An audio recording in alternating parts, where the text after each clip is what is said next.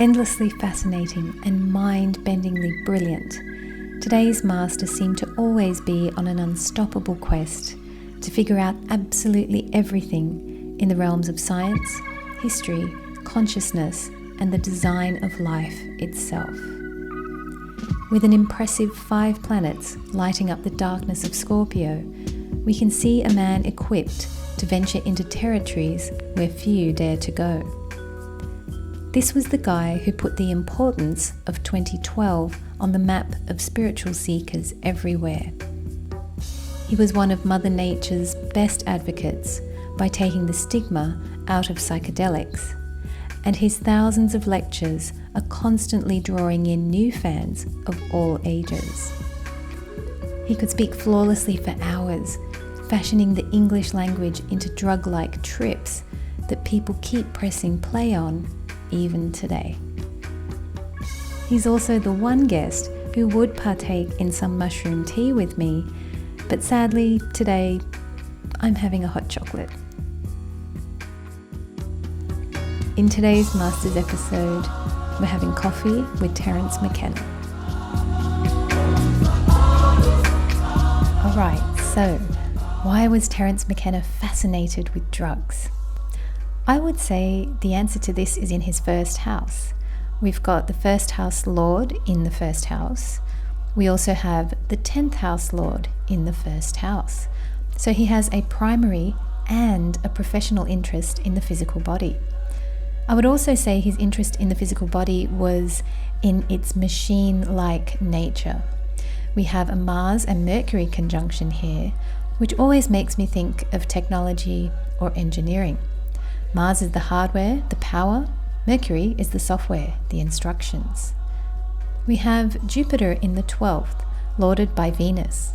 Jupiter is all about expanding one's consciousness, and Jupiter's information feeds into Venus, which then feeds into Mars and Mercury. So we see a man who is fascinated by the connection between expanded consciousness and the physical body. Now, why did he become famous? Okay, so we've got Rahu in the 7th. He did pursue the spotlight in the largest Kendra air house. And we also have that showbiz moon there, Leo moon in the 10th house.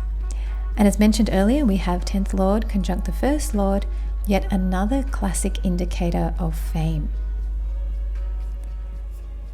Did he stand on the shoulders of giants? Okay, this is an interesting question, and I would say as a scientist, of course he did. He consumed so many books by so many people. It's probably why he had many migraine headaches as well. He had 6 planets in houses 12, 1, and 2, which is all the area of the head. There was so much mental activity here. Also, I would add that he stood on his own shoulders, Mahadasha after Mahadasha in his life. Okay, so what do I mean by this? There are so many planets in that first house of his, and when this happens, there are lots of meanings which I've shared before on the channel, but this one is new, and that is that when you have so many planets in one house, you continuously build experience on top of itself, Mahadasha after Mahadasha. So it's like you stand on your own shoulders as each new chapter opens in life. Let's look at his Mahadasha sequence. We've got Ketu in the first house, Venus in the first house, Sun in the first house, Moon's Lord Sun in the first house, right? We've got Mars in the first house. All Mahadashas are coming out of one house. Isn't that amazing? How did the Scorpio quality manifest in his life? For this one, let's take a look at a clip from one of McKenna's lectures. I don't think we can find our way out by ourselves. I don't think we can get high by ourselves, and I don't think as a species that we can save this planet by ourselves. We have to have a partner. We have to get an ally into this situation. So did you see that? We have to have a partner. We have to have an ally. What's all this have to have a partner business, right? What does that mean? So in all my transit videos, when I say that a large planet is moving through the 8th house, I always tell people to have money saved. And that's because it's really hard to move through this part of the zodiac independently. You will depend on something.